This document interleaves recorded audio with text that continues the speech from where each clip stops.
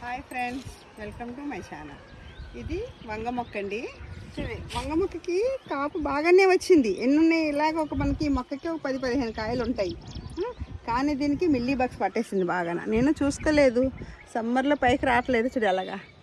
దీనికి మనం పుల్లటి మజ్జిగ ఒకరోజు, ఇంగువ ద్రావణం ఒకరోజు ఎలాగ ఇవ్వాలి. ఇది వారం రోజులు కంటిన్యూగా ఇస్తే మళ్ళీ హెల్తీగా అయిపోతుంది. ఇది మనం ఇప్పుడు ఇది హార్వెస్ట్ చేద్దాం. వంకాయలు